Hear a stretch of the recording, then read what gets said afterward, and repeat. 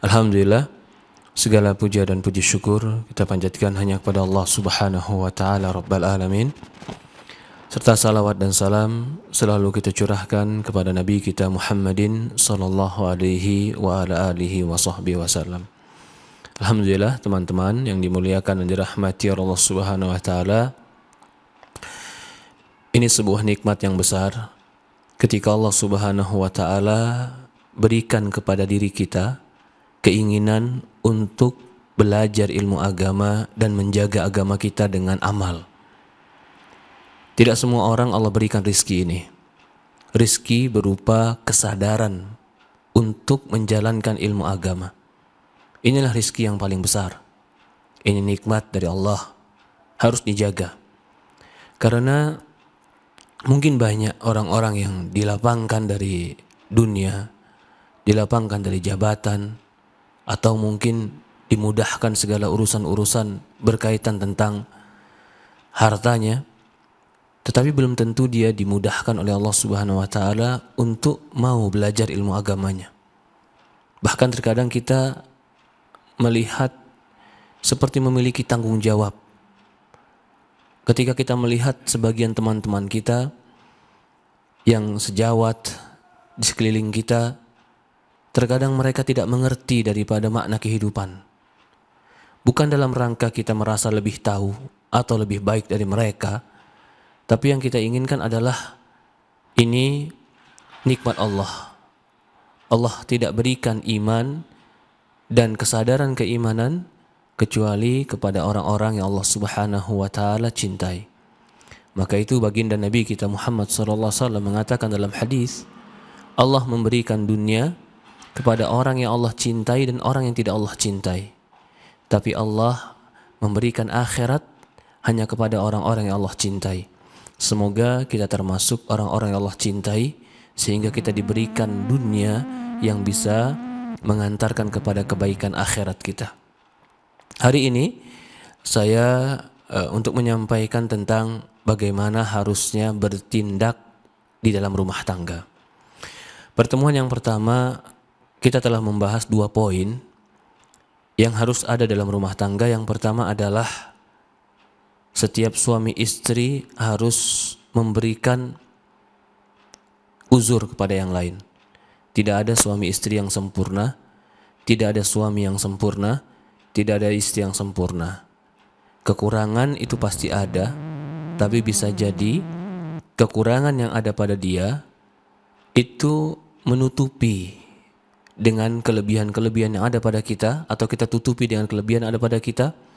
Atau Allah mengatakan di Quran, bisa jadi kamu tidak sesuka pada dia sesuatu, wa ja'alallahu fi khairan katsira, tapi Allah jadikan padanya kebaikan yang banyak.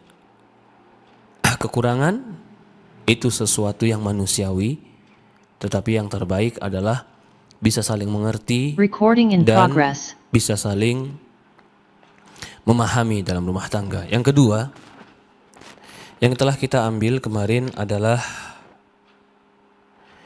pentingnya menampakkan rasa cinta. Karena rasa cinta ini jika ditampakkan akan menumbuhkan rasa sayang, akan memupuk kasih sayang dan cinta. Memanggil dengan kalimat-kalimat sayang itu baik, atau memanggil dengan kalimat-kalimat santun itu bukan sebuah kekakuan dan bukan sebuah keniscayaan, tapi itu sebuah ungkapan yang akan menambah saling menghargai, saling mencintai. Itulah yang dikatakan mawaddah warahmah. Rasulullah SAW memanggil Aisyah dengan Humairah, yang cantik. Ya, bahasa kita mungkin Humairah itu yang pipi cantik, yang merah. Dan itu merupakan salah satu etika. Bahkan Rasulullah SAW mengabarkan, kalau kau mencintai, kabarkan cintamu itu. Mengabarkan kecintaan kita kepada teman, kepada pasangan, itu adalah kebaikan. Hari ini langsung saja kita masuk pada poin yang berikutnya. Poin yang berikutnya adalah di dalam fikih usyarah atau isyarah fil buyut. Di dalam fikih berumah tangga, harusnya seorang laki-laki dia yang memberikan nafkah kepada wanita. Ini perkara penting. Rumah tangga itu akan menjadi ideal kalau dia menjalankan apa yang Allah Subhanahu wa taala inginkan. Laki-laki Allah jadikan pemimpin bagi rumah tangganya. Salah satu disebabkan atau salah satu sebab laki-laki dijadikan pemimpin karena Allah mengatakan ar-rijalu qawwamuna 'ala nisa bima faddalallahu ba'dhum 'ala ba'd wa bima anfaqu min amwalihim. Laki-laki itu menjadi pemimpin terhadap wanita karena Allah telah mengutamakan sebagian mereka dari sebagian yang lain. Wa bima anfaqu min amwalihim, dan dikarenakan mereka telah menafkahkan harta mereka. Jadi laki-laki itu diberikan hak memimpin ketika dia menunaikan kewajibannya memberikan nafkah kepada keluarga. Kata Syekh di sini, walau kanat ghaniyah, walau kanat amilah, an yuwaffi ilaiha huquqahal maliyah. Walaupun istrimu kaya ataupun dia pekerja, kau tetap berkewajiban menunaikan nafkah untuk dia. Ini poin penting. Ya, laki-laki tetap berkewajiban memberikan nafkah kepada istri, walaupun istrinya kerja. Maka itu, kerjanya istri itu harus izin suami.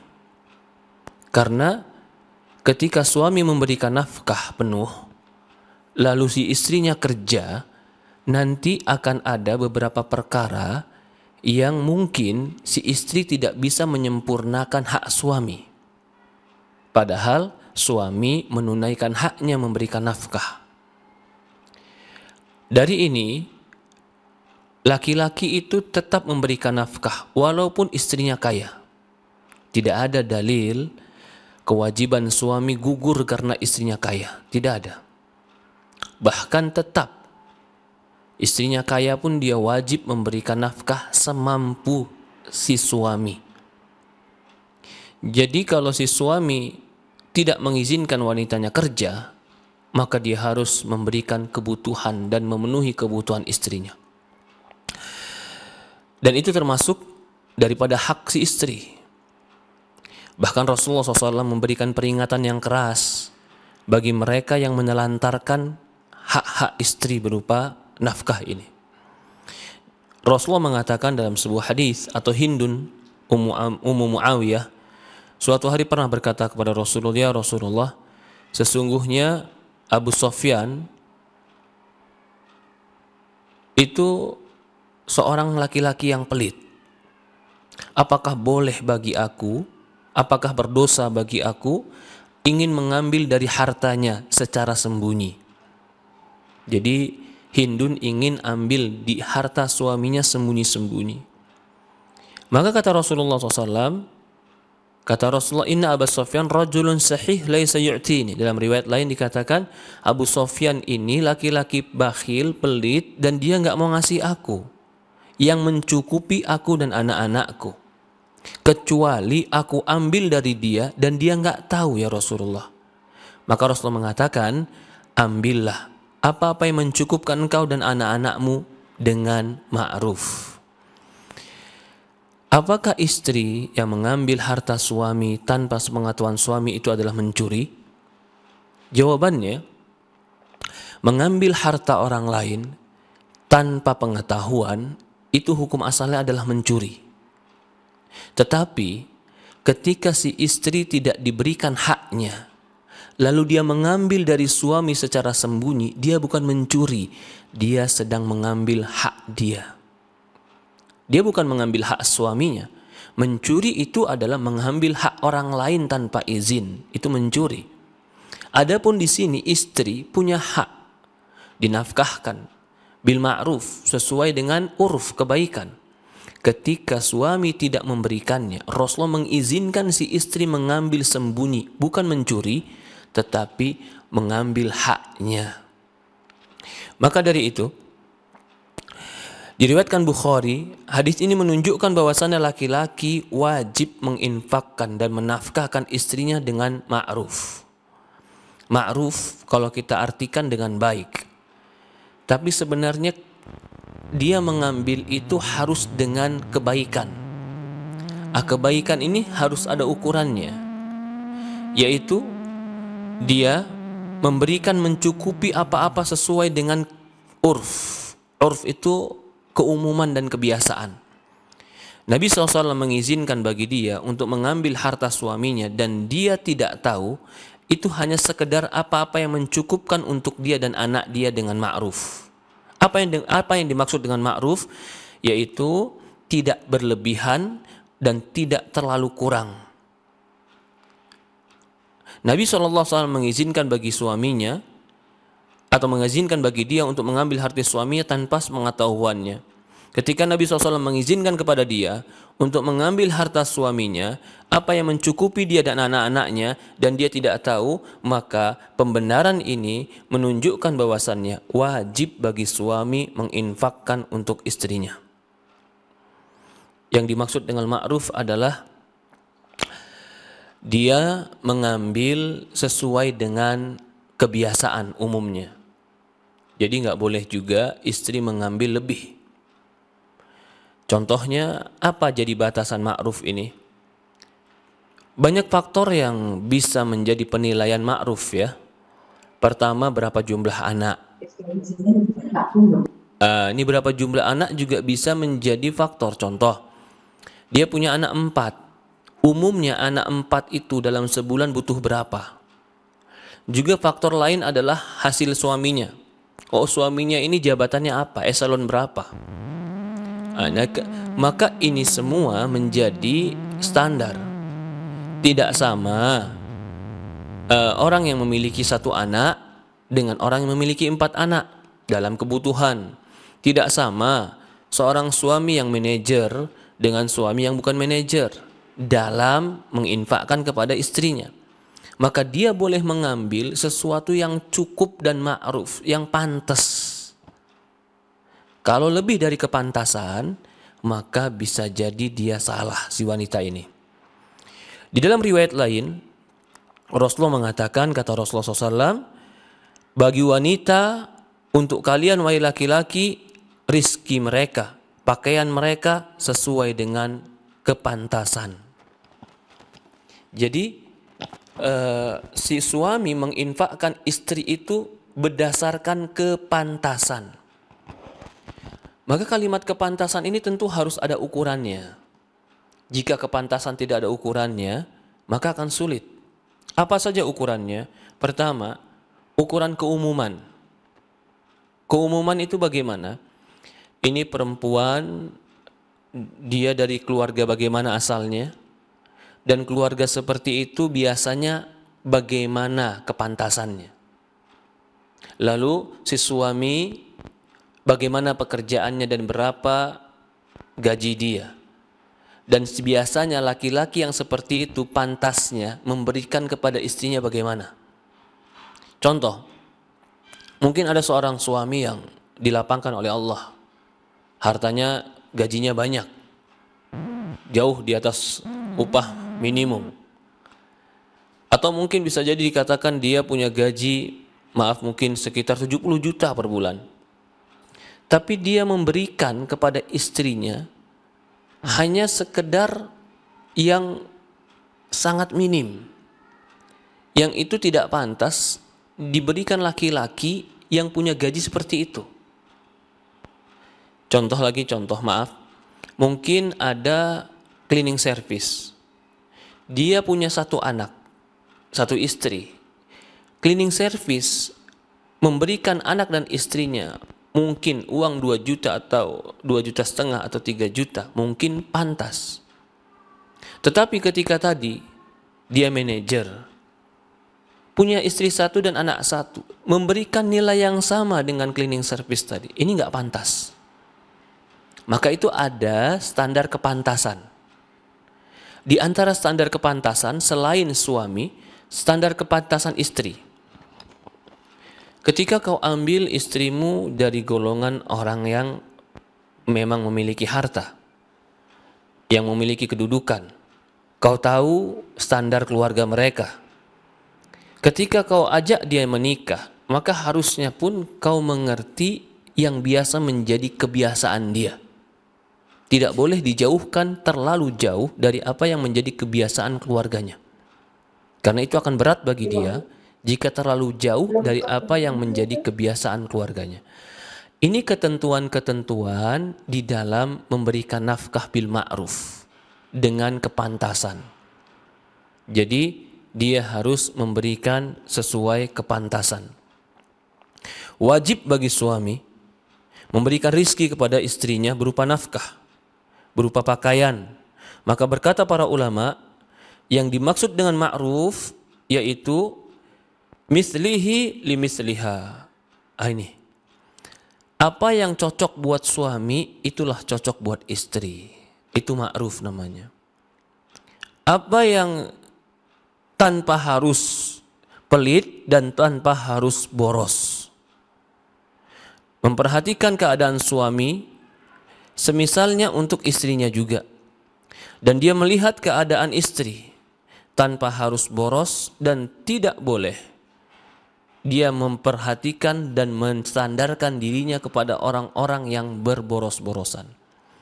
Jadi kalau ternyata istri punya standar lain, punya standar circle dia, orang-orang yang mungkin gaya hidupnya tinggi, kita katakan nggak boleh.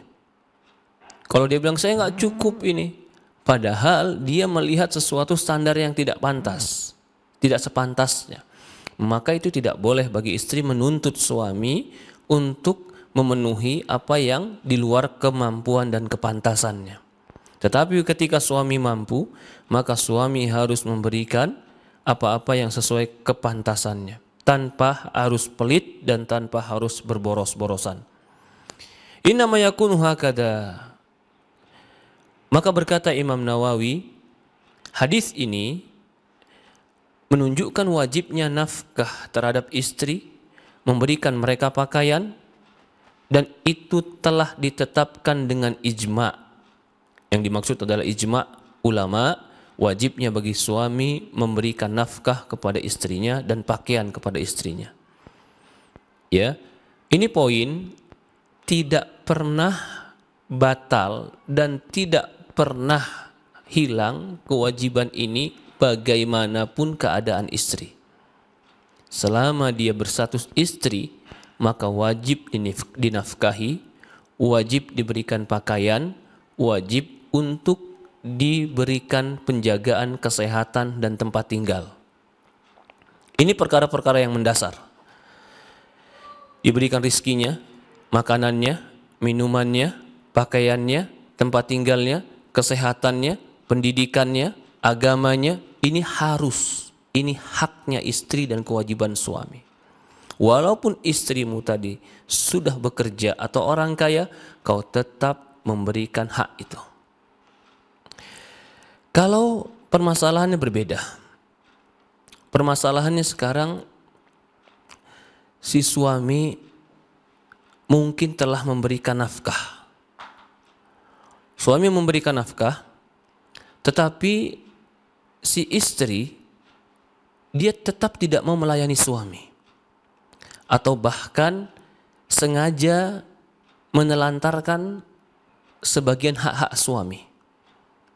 Maka yang seperti ini, si suami terkadang boleh menahan hak-hak istri dalam rangka mendidik. Mungkin contoh, si suami telah memberikan kepada istri nafkah yang cukup sesuai kepantasan. Makan yang cukup, pakaian yang cukup, rumah yang cukup, kesehatan yang cukup sesuai kepantasan. Tapi si istri tetap tidak mau patuh kepada suami, sehingga dia tetap kerja, punya uang sendiri. Dia nggak mau mendengarkan suaminya yang mengatakan, sudah kamu di rumah, penuhi kebutuhanmu. Dia nggak mau. Di sini berarti memang si istri punya hak untuk nafkah, tapi ketika dia tidak menunaikan kewajibannya patuh kepada suami, maka bisa jadi nafkahnya sebagian, bukan seluruhnya, dijatuhkan, digugurkan. Kenapa? Karena dia tidak mentaati suami. Kalau permasalahan berikutnya, si istri izin kepada suami untuk bekerja. Si suami pun memenuhi kebutuhan istri untuk bekerja atau memenuhi kebutuhan istrinya. Dan dia mengizinkan istri bekerja. Maka uang istri yang ada pada dia itu hanya milik dia. Hanya milik dia. Dan uang suami yang dia dapatkan tetap dia berikan kepada istrinya. Kecuali ada perjanjian lain. Perjanjian lain bagaimana? Perjanjian si suami bekerja, lalu si suami meminta tolong kepada istri, kamu juga bekerja agar penghasilan kita cukup. Berarti ketika istri bekerja atas saran dari suaminya, maka dia bekerja karena menolong suami. Padahal itu kewajiban suami, bukan kewajiban dia. Dari sini akan timbul lahir nanti masalah berikutnya. Ketika dia telah menolong suami, melakukan tugas suami atau membantu tugas suami, mungkin ada beberapa hal di rumah tangga yang istri tidak bisa menghandlenya karena sudah sibuk dengan tugas yang lain, kerjaan tadi.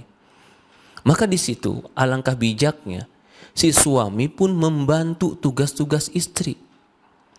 Sebagaimana istri membantu suami dengan mencari uang, suami pun ketika dia telah dibantu oleh istrinya, bantulah istrinya dengan pekerjaan rumahnya, atau mungkin dengan mendidik anaknya, atau paling tidak dia tidak membebani istrinya dengan sesuatu yang memberatkan dia.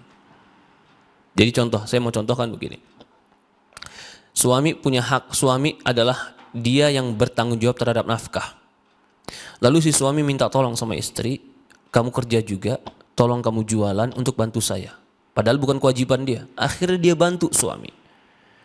Dengan letihnya dia, dengan capeknya dia membantu suami. Tiba-tiba di rumah pulang, si suami minta 100% pelayanan tidak berkurang. Kita katakan ini sesuatu yang tidak adil. Kenapa? Ketika kau minta dia tolong, kau minta tolong kepada dia supaya menolong engkau, sekarang di rumah kau harusnya menolong dia. Itu keadilan.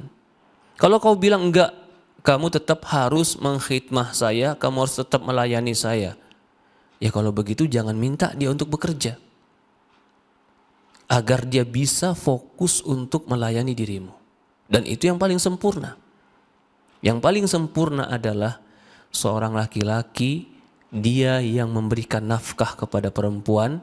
Perempuan itu hanya dipenuhi kebutuhannya, dipenuhi kesehatannya, dipenuhi pakaiannya, dipenuhi tentang rizkinya, dan dia di rumah saja. Itu yang paling sempurna. Maka kalau ada apalagi yang berikutnya, terbalik. Si suami tidak mencari nafkah, si istri yang mencari nafkah. Ini berarti sudah terbalik dari kewajiban. Biasanya kalau terbalik dari kewajiban ini, Allah Subhanahu wa taala sudah mengatakan tadi di surat An-Nisa, laki-laki itu menjadi pemimpin bagi wanita karena laki-laki memberikan infak, memberikan nafkah. Karena memberikan nafkah ini, dia memiliki sifat kepemimpinan.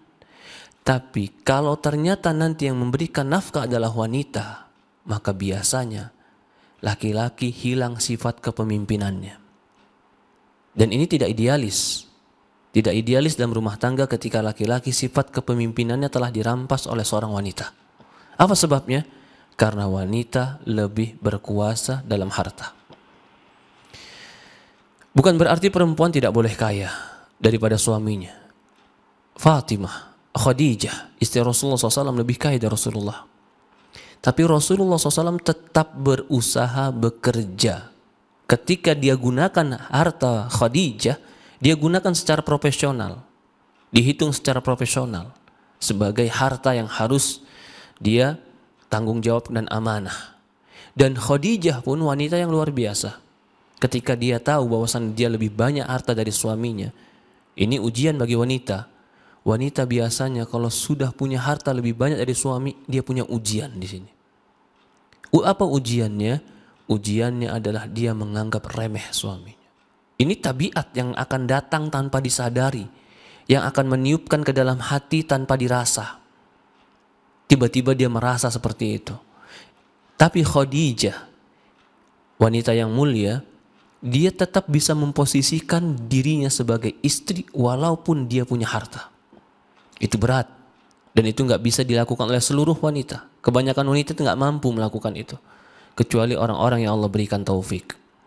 Jadi ini poin, rumah tangga yang ideal, suamilah yang mencari nafkah dan memberikan nafkah kepada keluarga. Kalau memang harus meminta bantuan kepada istri untuk mencari nafkah, maka berikanlah toleransi beberapa masalah yang kurang dari istri karena dia mungkin letih. Jangan menuntut sempurna di rumah, juga menuntut dia bantu dalam bekerja dan rumah tangga, bekerja dalam mencari penghasilan. Ini mungkin ketidakpantasan. Ya, ketidakpantasan. Lalu berikutnya dikatakan oleh Ibnu Qudamah, wajib bagi wanita diberikan pakaian, ini ijma' ahlul ilm. Memberikan pakaian pada wanita itu wajib. Tapi bagaimana bentuk wajibnya? Tetap kembali kepada kepantasan. Kepantasan dalam harga, kepantasan dalam banyaknya, kepantasan dalam frekuensi belinya, apakah tiap minggu beli atau tiap bulan beli, atau ketika butuh ada yang butuh baru beli. Ini kan kepantasan. Berapa yang pantas untuk dibeli harganya? Sesuai dengan kemampuan suami tadi. Makanya kepantasan suami, kemampuan dia. Kemudian berikutnya yang harus dipahami bagi seorang laki-laki, bahwasannya ketika kau memiliki kewajiban untuk menafkahkan istrimu, dan itu adalah tanda kehormatan dirimu, dan disitulah puncak kemuliaanmu, ketahuilah nafkah yang kau nafkahkan kepada anak dan istrimu, nafkah yang terbaik dibanding nafkah apapun dan infak apapun. Di dalam hadis dikatakan, dinar yang kau infakkan di jalan Allah dan uang yang kau nafkahkan untuk membebaskan budak, dan uang yang kau sedekahkan untuk fakir miskin, dan uang yang kau nafkahkan untuk keluargamu, maka yang paling besar pahalanya uang yang kau nafkahkan untuk keluargamu. Ini jelas. Uang yang diberikan untuk fisabilillah, mungkin perang, mungkin buat belajar ilmu agama, mungkin membantu pondok pesantren, mungkin membangun masjid. Ada juga uang yang dibeli, dibayar untuk membebaskan budak, atau sedekah untuk orang miskin. Yang ketiga itu, sedekah untuk orang miskin. Yang keempat, sedekah untuk keluarga, untuk anak, untuk istri. Maka yang paling besar pahalanya adalah sedekah buat anak istrimu. Laki-laki harus paham, ketika dia memberikan anak istrinya, itu bukan hanya sekedar kewajiban, tapi itu juga merupakan pahala lebih besar daripada memberikan pahala fakir dan miskin. Maka sangat lucu kalau ada laki-laki yang baik dan dia royal kepada teman-temannya, tapi dia pelit kepada anak istrinya. Padahal pahala dia memberikan kepada anak istrinya lebih besar daripada dia pahala memberikan kepada orang yang fisabilillah. Bahkan di dalam riwayat lain, sebagaimana dalam di dalam riwayat lain, riwayat dari Miqdam bin Ma'dil Karib, berkata bahwasannya Rasulullah SAW bersabda, "Ma'at'amta nafsaka fahuwa laka sadaqah, ma'at'amta waladaka fahuwa laka sadaqah, ma'at'amta zaujataka fahuwa laka sadaqah, ma'at'amta khadimaka fahuwa laka sadaqah." Rawahu Ahmad wa Sahih Al-Albani. Kata Rasulullah SAW, apa yang kau makan, kau makankan buat dirimu, itu sedekah buatmu. Kau berikan makan anakmu, itu sedekah buatmu. Kau berikan makan istrimu, itu sedekah buat kamu. Kau berikan makan pelayanmu, itu sedekah untuk kamu. Maka yang kita belikan untuk diri kita, kita makankan buat diri kita, kita makankan buat anak kita, buat istri kita, itu semua dicatat pahala oleh Allah Subhanahu wa taala. Hatta fi mur'atika shadaqah. Sampai apapun yang dimakan istrimu itu adalah sedekah. Maka dari ini hadis-hadis semakna dengan ini, betapa besarnya pahala memberikan istri pakaian, memberikan anak pakaian, memberikan mereka kesehatan dan makan, itu pahala yang besar bagi laki-laki, bahkan bisa lebih besar daripada dia fisabilillah. Maka di sini harusnya seorang laki-laki menghadirkan di dalam diri dia niat. Setiap kali dia memberikan nafkah kepada keluarganya, dia niatkan untuk mencari ridho Allah. Karena Nabi SAW berkata kepada Sa'ad, fa innaka lan tunfiku nafaqatan tabtaghi biha wajhallah illa ujirta 'alaiha. Wahai Sa'ad, tidaklah engkau menginfakkan uangmu, kau berharap dengannya wajah Allah, kecuali engkau akan mendapatkan pahala. Jadi kita menginfakkan makanan buat diri kita, menginfakkan barang untuk kesehatan kita, menginfakkan pakaian buat anak kita, nafkah kita, belikan dia. Ternyata apapun yang kita keluarkan, maka itu pahala untuk kita kalau kita harapkan wajah Allah. Ya Allah, kau titipkan anak ini. Obat yang kubelikan supaya dia sehat, jadikanlah pahala. Pakaian yang kuberikan, jadikanlah pahala. Pendidikan yang kubayarkan untuk dia menjadi orang bermanfaat, jadikanlah pahala. Ataupun mungkin uang yang diberikan kepada istri, itu adalah pahala dan pantas dia mendapatkan itu. Dia mendedikasikan dirinya untuk menjaga suami, melayani suami, memperhatikan suami, maka sangat pantas dia untuk mendapatkan hadiah-hadiah dan mendapatkan nafkah yang pantas. Karena dia telah memberikan waktu, tenaga, pikiran, perhatiannya kepada suami. Dan suami setiap memberikan itu kepada istrinya, itu adalah pahala. Dan ini nafkah yang sangat baik. Semoga Allah mudahkan kita bernafkah kepada keluarga-keluarga kita dan anak-anak kita. Maka yang seharusnya bagi seseorang laki-laki, dia menginfakkan kepada istrinya dan anak-anaknya dan niatkan dalam dirinya mencari wajah Allah. Kenapa kau obati dia ketika dia sakit?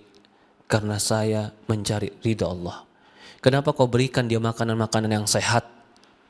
Sebagian orang pelit untuk memberikan makanan-makanan sehat buat keluarganya dengan alasan irit. Buat apa kau irit? Nafkah yang kau berikan selama tidak terlalu boros dan tidak terlalu pelit, pahala. Menyehatkan, makanan-makanan sehat, lalu vitamin-vitamin yang sehat, pakaian-pakaian yang baik, yang pantas, itu semua pahala di sisi Allah Subhanahu wa taala. Kalau seandainya seekor anjing saja diberikan minum, sudah bisa menggugurkan dosa seorang pelacur. Maaf, ada hadis yang seperti itu. Pelacur tergugurkan dosa gara-gara meminumkan anjing. Bagaimana lagi kita yang memberikan makan, memberikan minum, memberikan pakaian, memberikan kebutuhan, kesehatan. Kita curahkan tenaga, pikiran kita kepada orang yang akan ibadah kepada Allah. Kepada anak-anak yang akan menyembah Allah. Menjadi anak-anak yang meninggikan kalimat Allah. Tentu kita akan mendapatkan pahala yang sangat besar. Dari itulah Nabi SAW memberikan peringatan yang sangat keras bagi mereka yang menelantarkan hak-hak istrinya secara harta. Dia pelit, dia tidak memberikan, atau dia perhitungan, atau kalau dia memberikan dengan kalimat yang menyakiti, seolah-olah istrinya adalah hina karena minta sama dia. Tidak. Istrimu minta kepadamu bukan sebagai pengemis. Dia minta kepadamu adalah dia meminta haknya. Berbeda dengan orang-orang di pinggir jalan yang minta sama dirimu dari kita. Ketika orang-orang pinggir jalan minta sama kita, karena kita nggak punya kewajiban memberikan kepada dia, kita berikan kebaikan hati, kita tidak berikan bukan kesalahan kita. Tapi istri dan anak kita ketika minta sama kita, bukan berupa kebaikan hati, tapi mereka sedang meminta hak mereka yang harusnya ditunaikan. Maka memberikan hak mereka yang harusnya ditunaikan itu bukan dengan cara menyakiti. Allah mengatakan, la tubtilu shadaqatikum bil manni wal adha. Jangan kalian batalkan sedekah kalian dengan mengungkit-ungkit dan menyakiti yang diberikan. Suami tidak boleh mengungkit-ungkit pemberiannya untuk menyakiti istri. Atau ketika dia memberikan sengaja dengan kalimat-kalimat yang menyakiti istri dan merendahkan kehormatannya. Tidak boleh. Dia diberikan oleh suami bukan sebagai pengemis, tapi dia diberikan oleh suami karena memang hak dia. Berbeda suami memberikan orang yang lain. Memberikan orang lain tidak menjadi kewajiban, tapi memberikan istri adalah mengeluarkan kewajiban.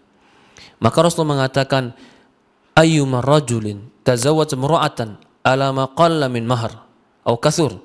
Laki-laki mana saja menikah dengan wanita, baik itu banyak maharnya atau sedikit maharnya, maka tidak ada bagi laki-laki tadi mengganggu istrinya dalam maharnya atau menipu dalam maharnya.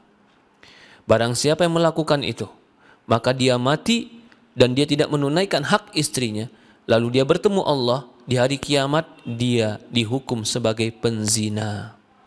Hadis riwayat Tabrani dan yang lainnya. Hadis ini maksudnya adalah, jika ada seorang laki-laki menikah dengan wanita, lalu wanita tadi dia janjikan mahar. Kamu nanti saya kasih mahar 500 juta supaya wanita ini mau nikah sama dia. Tapi ternyata sudah nikah tidak dikasih 500 juta itu. Bahkan dia mungkin ketika diminta selalu mengeles. Orang seperti ini nanti ketemu Allah di yaumul qiyamah, dia sebagai pendosa penzina. Dianggap sebagai penzina. Atau mungkin ada orang yang memberikan mahar kepada istrinya. Itu hak istri. Tapi begitu menikah dia minta lagi sama istri dengan alasan kan kita sudah menikah. Tidak, itu nggak boleh. Mahar istri milik istri, bukan milik suami. Kalau suami mau pakai dia pinjam atau kerelaan istri memberikan. Kalau istri tidak rela, maka suami tetap harus mengembalikan maharnya. Kalau dia sengaja mengambil mahar istrinya dan tidak mengembalikannya, maka bisa jadi dia di yaumul qiyamah akan dianggap sebagai penzina di sisi Allah Subhanahu wa taala. Ya. Dan datang dalam hadis Abdullah bin Amr, Rasulullah SAW mengatakan, kafa bil mar'i ithman an yudai'a man yaqut. Cukuplah seorang laki-laki dianggap pendosa ketika dia menelantarkan siapa yang di bawah tanggung jawab dia. Hadis ini riwayat Nasa'i, berkata Syekh Albani hadisnya hasan. Hadis ini walaupun umum, siapa saja yang di bawah tanggung jawab kamu lalu kamu telantarkan, maka kamu dikatakan laki-laki pendosa. Terlebih lagi istri, karena istri itu di bawah tanggung jawab, di bawah kut itu di bawah tanggung jawab dan di bawah kekuasaan dia. Maka wajib bagi dia memberikannya. Maka Rasulullah mengatakan, wajib bagi laki-laki. Dan hati-hati, Rasulullah SAW memperingatkan dengan peringatan yang keras, barang siapa yang mengurangi haknya atau hak anak-anaknya, fa in zada ala nafqah wajib fahuwa khairun. Kalau dia bisa menambah dari yang wajib, maka itu baik. Jadi begini, contoh tadi, yang wajib itu adalah sesuai kepantasan. Ternyata yang pantas umpamanya buat istrinya 6 juta karena punya 3 anak. Itu yang pantas. Itu yang wajib dia tunaikan. Tetapi dia ternyata membelikan 10 juta setiap bulannya. Itu namanya kebaikan. 6 juta itu adalah keharusan, tergantung keadaan orang ya. Jadi kalau kita bicara urf tadi, kepantasan ini banyak sekali faktornya. Pantas di mana? Pantas waktu, pantas tempat, pantas orang, pantas keadaan, ini semua berbeda-beda. Mungkin Jakarta kepantasan orang dikasih uang berbeda dengan di daerah kepantasan dikasih uang karena kebutuhan pokok yang berbeda. Lalu kepantasan orang yang punya anak 2 atau 3 beda dengan kepantasan yang diberikan orang kepada anak 5 atau 6. Kepantasan wanita yang memang dari keluarga kaya lalu dinikahi tentu beda memberikan kepada wanita yang tidak sekaya itu untuk diberikan nafkah. kepantasan suami yang kerja sebagai staf di pejabat tertentu dengan suami yang bukan pejabat tertentu, kepantasannya berbeda. Nah, ini semua perbedaan kembali kepada kepantasan, cocoknya, ukurannya. Dan ini dilihat dari keumuman orang. Oh, umumnya kalau suami yang seperti ini punya anak 3, punya istri 1, suaminya punya penghasilan sekian, berapa yang diberikan untuk istrinya. Jadi tidak pula alasan istri selalu merongrong suami dengan alasan hak saya. Tidak. Suami pun punya hak terhadap uangnya sendiri. Jangan istri menganggap pembahasan ini lalu berarti uang suami hak istri semua. Tidak. Di dalam mahar atau di dalam warisan, istri itu cuma punya 1/4 harta suami kalau suami tidak punya anak. Kalau suami punya anak, istri itu cuma punya hak 1/8 harta suami. Lebihnya diberikan kepada anak-anak atau orang tua suami. Jadi ini pun poin, tidak semua uang suami itu menjadi hak istri. Yang menjadi hak istri adalah sesuatu yang sesuai pantas, sesuai kebutuhan istri. Lebihnya tetap punya suami. Dia mau menginfakkan kepada orang tuanya, dia mau menginfakkan ke fakir miskin, dia mau membelikan sesuatu yang dia butuhkan, itu hak suami. Jika sudah terpenuhinya hak istri sesuai kepantasan.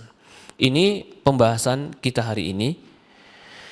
Harusnya roda rumah tangga dan perputaran rumah tangga ini normal.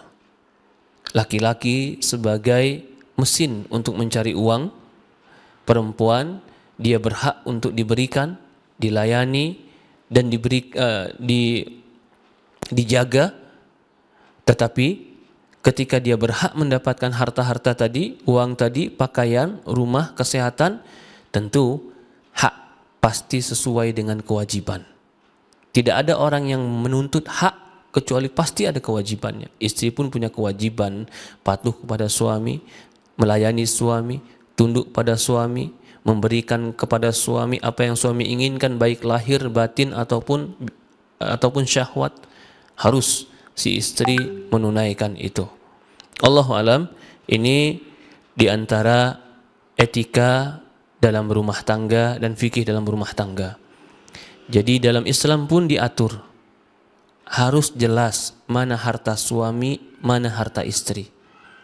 Jangan dicampur begitu saja tanpa ada kejelasan mana harta istri, mana harta suami. Bukan beralasan bahwasannya, oh kita sudah menikah, kita sudah bersama, kita hidup bersama, maka punyaku dan punyamu itu satu. Sebenarnya ini pendapat yang kurang tepat. Kenapa? Karena ketika suami meninggal, sebagaimana kita katakan tadi, 100% tidak semua milik istri. Di situ ada milik ayah dia, milik ibu dia, mungkin milik anak dia, atau mungkin milik kakak dia. Istri tidak berhak menguasai semuanya. Begitupun ketika istri meninggal. Istri meninggal, suami itu paling berhak yang paling tinggi. Kalau istri nggak punya anak, cuman setengah hartanya. Setengah lagi harta istrinya kembali kepada keluarganya. Kalau istri punya anak, suami hanya berhak 1/4. Berarti 3/4-nya kembali kepada keluarga istri atau kepada anak istri. Tidak boleh suami menguasai semuanya.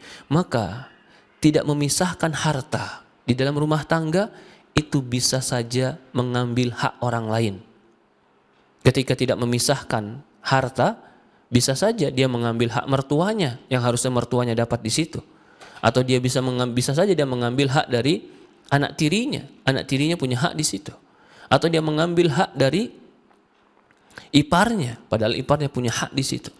Maka Islam memperjelas tentang hak dan kewajiban ini. Allahu alam, itu yang kita bahas. Sudah 45 menit pembahasan kita. Mungkin ada waktu sekitar 10 menit atau mendekati maghrib. Bagi teman-teman yang mau bertanya dipersilahkan. Sudah masuk waktu maghrib sih Ustaz. Tapi ada yang mau ditanya dari teman-teman mungkin?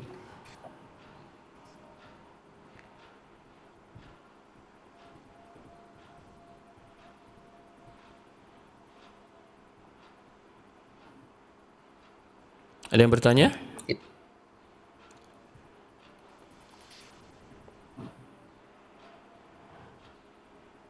Tidak ada yang bertanya. sepertinya Pak Ustadz. Oke, sudah masuk waktu Tanya. maghrib. Baik. Assalamualaikum. Waalaikumsalam Akan warahmatullahi wabarakatuh. Ya, karena nggak ada bertanya, saya insya Allah saya izin bertanya ya Ustadz. Silakan. Ya, Tamadol, terima kasih atas ilmunya Ustadz tadi terkait dengan kewajiban hak atau apa ya suami dan istri begitu ya. Insya Allah karena di sini juga ada beberapa perempuan juga yang join ya di dalam kajian ini, insya Allah juga menjadikan tambahan wawasan pemahaman buat kita semuanya. Insya Allah kita semuanya yang join di sini, insya Allah termasuk golongan yang tadi ya, misalkan sudah berkeluarga juga bekerjanya juga mendapatkan izin dari suami, insya Allah juga mencari ridho Allah. Cuman perlu saya menanyakan Ustadz, tadi yang disampaikan lebih kepada kewajiban dan juga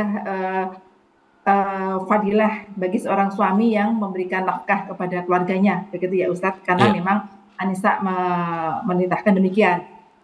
Namun kembali kepada yang perempuan, apabila perempuan bekerja dan insya Allah juga sudah mendapatkan izin dari suaminya, bagaimana status dengan penghasilannya? Tadi Ustadz menyampaikan bahwa kalaupun toh suami sudah memberikan nafkah, kemudian istri ini bekerja gitu ya, apa yang menjadi harta istri itu adalah menjadi haknya dia sendiri begitu. Namun bagaimana apabila istri ini tetap berkomitmen juga untuk membantu suami dalam arti ya tidak hanya suami saja yang bertanggung jawab pada keluarga, namun juga si istri ini memberikan sebagian dari penghasilannya itu untuk juga untuk keluarga dan lain sebagainya lah. Nah, bagaimana statusnya Ustadz? Tadi saya mungkin kurang mendengar penjelasannya lebih ya, status terhadap harta yang diberikan oleh istri tersebut untuk keluarganya. Iya. Demikian, Tafadhol. Iya, jazakallah khair. Jika si istri membantu suami dalam ekonominya dan suami meridhoinya dan istri pun mengambilnya dengan bekerja dengan cara yang halal, yang pertama dia telah berbuat baik pada suami. Dan berbuat baik kepada suami itu termasuk kebaikan. Bahkan salah satu pintu memasukkan wanita ke surga adalah taat kepada suami. Ketika dia diminta oleh suaminya bantu karena mungkin faktor yang lain atau beberapa faktor, lalu dia berikan juga untuk si istri, berikan sebagian hartanya untuk mungkin pendidikan anaknya, atau mungkin untuk karena dia nggak bisa melayani suaminya secara makan dan minum, pakaian, mungkin istri malah menggaji ART sebagai pengganti dari sebagian tugas-tugas istri. Maka yang seperti ini istri pun mendapatkan pahala. Istri mendapatkan pahala karena dia telah berinfak untuk orang-orang di sekitarnya dan di atas keriduan suaminya. Maka dia termasuk di dalam tolong menolong di dalam kebaikan. Allah Subhanahu wa taala berfirman dalam Al-Qur'an, "Fata'awanu 'ala birri wa taqwa wa la ta'awanu 'ala itsmi wal udwan." Tolong menolonglah dalam kebaikan dan ketakwaan dan jangan tolong menolong dalam dosa dan permusuhan. Jadi bisa masuk ke dalam tolong menolong kebaikan dengan beberapa catatan. Yang pertama, dia diridhoi oleh suaminya.